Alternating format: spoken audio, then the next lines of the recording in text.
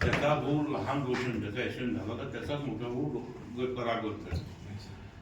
हे 2 मुलं होते, पण एकाची हालत थोडी गंभीर होती, हे तेवढं सत्य आहे. दुसऱ्याचा जीव होता साहेब. जीव असल्यावर आपण त्यांनी मला त्या ॲम्ब्युलन्समधून काढा लावलं, आतमध्ये घेतलं.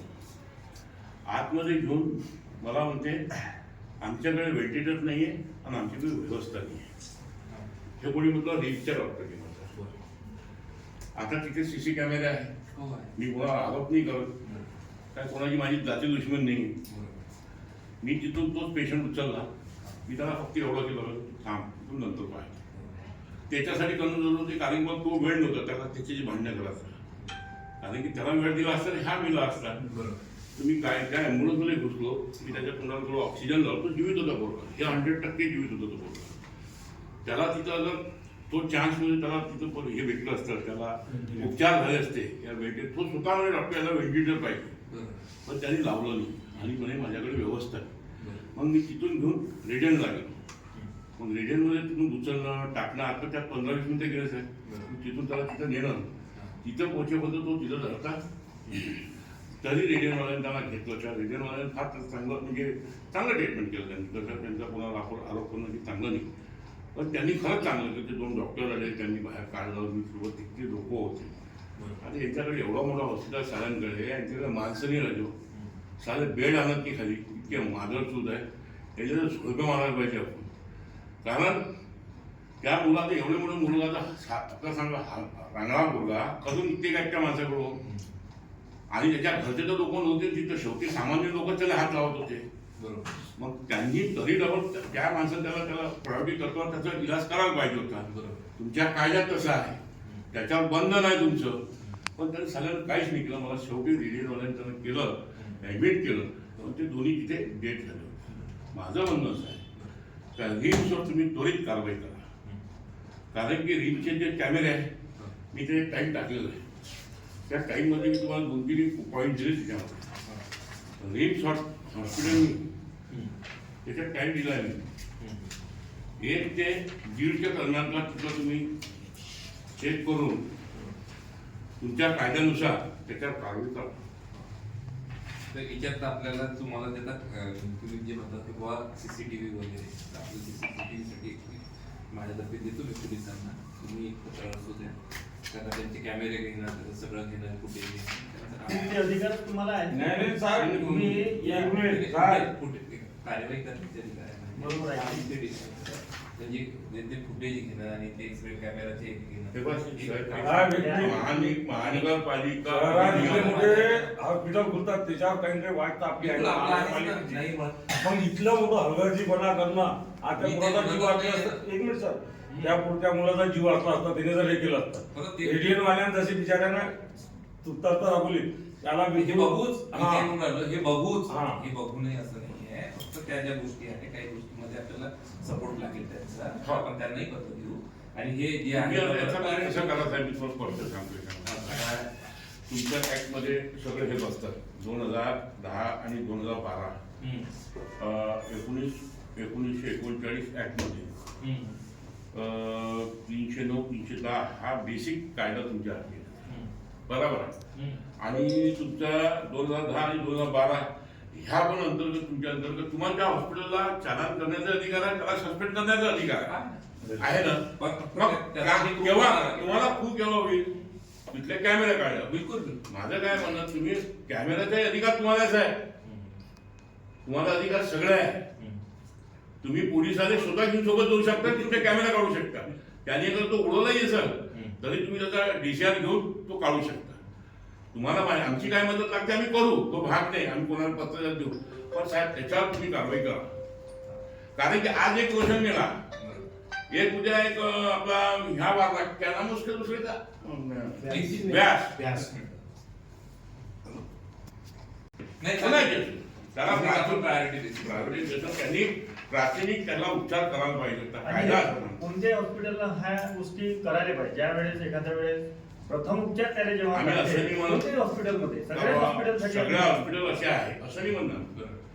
हे सारे जे असे हलकट लोक आहेत, तुम्ही एखाद्यावर कारवाई केली साहेब तर डबल कोणता तरी डबल करणार नाही. आणि कोणाचा तरी जीव, कारण की ऍक्सिडेंट झाला कोणाचा माणूस कुठं असतो. आता माझा एखादा रोडवर ऍक्सिडेंट झाला, माझा परिवार येईन केव्हा, माझे मित्र येईन केव्हा, त्यातपर्यंत मला डॉक्टर लोकच येऊन डॉक्टरचं नाव आहे. शेवटी मग त्यावेळेस त्याचा पैसा असतो नसतो, प्रायव्हेट तत्वावर त्याची जबाबदारी आहे प्रायव्हेट हॉस्पिटलची. आणि ते त्याला उपचार मिळाला पाहिजे हे तुमच्या कायदा सांगते. मग त्या साध्यानं काय नाही केलं, तो जीवित होता पोरगा, तो वाचला असताच आहे. माझं म्हणणं आहे का हिंसनं त्याचा जीव घेतला तर तुम्ही त्याच्यावर कारवाई करा.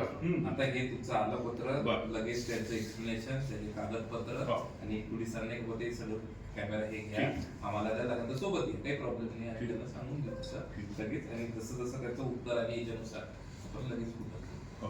पण या सर्व बाबीवर साहेब आम्हाला 8 दिवसात कळवा असं आमचं मत आहे. 8 दिवसात हो, मी तर ते आजच 9व्या दिवशी मग म्हणजे आजच काय करू. करू? हे 2 दिवसात करू. आपल्याला 8 दिवस याच्यासाठी म्हटलं. नाही, या गोष्टी त्याचे उत्तर आणि आपल्याला त्या सगळ्या गोष्टी तपासून तुमच्या समोर ठेवू ना, काही विषय नाही. हा झाला साहेब या हॉस्पिटलचा मुद्दा. तेव्हा. आता एक सार्वजनिक मुद्दा सांगतो. काल मी सीएसला भेटलो होतो. त्यांनी सांगितलं त्यांनी तुमच्याकडे पत्र वर्ग केलेलं आहे. बरं, हे तुला तुम्हाला तर त्यांनी तुम्हाला पाठवून देईल. नाही ठीक आहे, तुम्ही दिलंच आहे ना डायरेक्ट. हो, हो. म्हणजे तुम्ही दिला आहे माझ्यापर्यंत पोहोचला.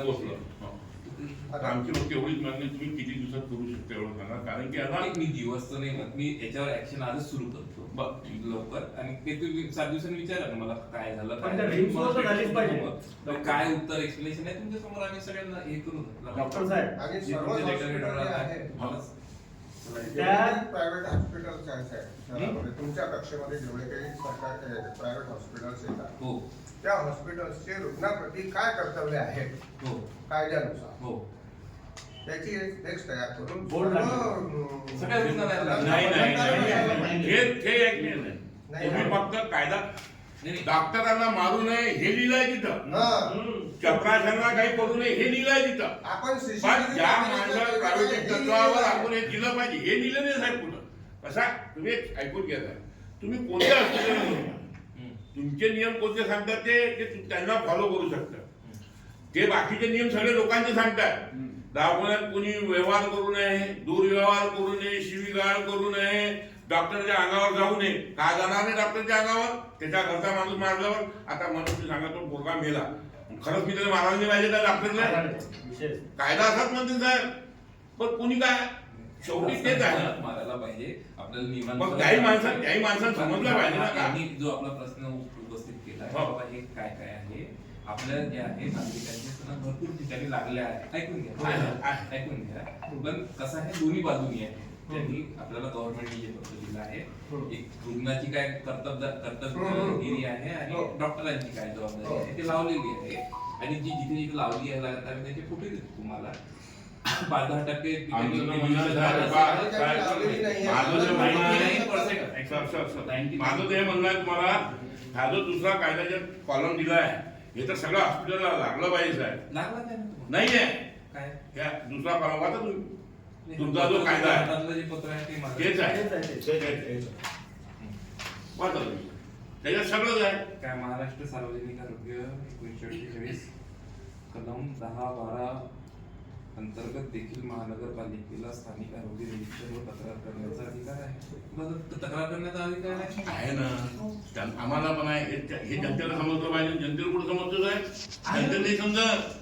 मी तुम्हाला सांगा किती कारवाई झाली तुमच्या महानगरपालिकेत आतापर्यंत? तुम्ही एक एक गोष्ट सांगा, मी एक एक गोष्ट सांगा. सांगा कोणती कारवाई झाली तुम्हाला तुम्हाला? तक्रार करण्याचा प्रत्येक दवाखान्यात आपला टोल फ्री नंबर लागलेला आहे. तुम्हाला अमरावती महानगरपालिकेत कोणतीही तक्रार असेल पेशंटला तर या नंबरवर कॉल करा, लावला जाईल. तुम्ही रात्री 1 वाजता येशाल का कोणाचं मी तुम्हाला सांगतो तक्रार करण्याचा अधिकार नाहीये असं नाही आहे.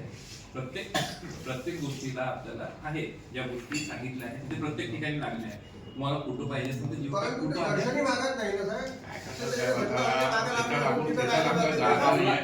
आम्हाला त्याच्यात जायचं नाही. हा. माझा एवढा लागल्या नाही ना स्पष्ट फोटो, मुद्दा आहे. तुम्हाला पाठवून देतात. का कसं आहे, आता आपण हे त्याच्यात जात त्याच्यासाठी नाही होणं का? मग आपल्या सगळ्याच गोष्टी पाहा लागत. तुम्ही किती ठिकाणी इन्क्वायऱ्या केल्या, काय केल्या, सगळं हे सगळं पाहिलं. आपल्याला त्याच्यात रस नाहीये. आपल्या सरळ हे रस करू ना, आहे. हे सगळं- याच्यामध्ये फक्त आपल्याला त्याच्यावर कारवाई पाहिजे. कारण की एका हॉस्पिटलवर कारवाई केली, त्यांना अगर चूक केली असेल, खरंच चूक केली असेल तर त्याच्यावर कारवाई करण्याची जबाबदारी तुमची आहे. तुम्ही अगर त्याच्यात कुठेही दिलं नाही केली साहेब तर महानगरपालिका मग आम्ही नाही तर तो विषय नाही, तुम्हाला सांगितलं ना मी, माझी ऍक्शन आजच म्हणजे सुरू होऊन जाईल. काही त्याला काही प्रॉब्लेम नाहीये. 7 दिवसांनी तुम्ही सांगतोय तुम्हाला की बाबा हे स्टेटस आहे, तुम्ही येऊन की बघा, नाही तर मग जर आपलं कम्प्लीट झालं असेल तर तुम्हाला हवं तुम्ही कारवाईच करा साहेब त्याच्यावर. चालेल. ते त्यांना आपल्याला प्रत्येकाला उत्तर त्याचाही पक्ष असतो, त्याला ठेवण्याची संधी तर द्यावीच लागते. आम्ही एकतर्फी नाही करू शकत. नाही मी एकतर्फी नाही होणार. मी जो टाइम दिला होऊ शकते माझा टाइम चुकला असं काही मी त्यावेळेस की घरी कोण काम नाही केलं. होऊ शकते पाऊण वाजता 1 वाजायला 10-15 मिनिटं टाइम असेल, या 1:45 पर्यंत असेल, असंही होऊ शकते.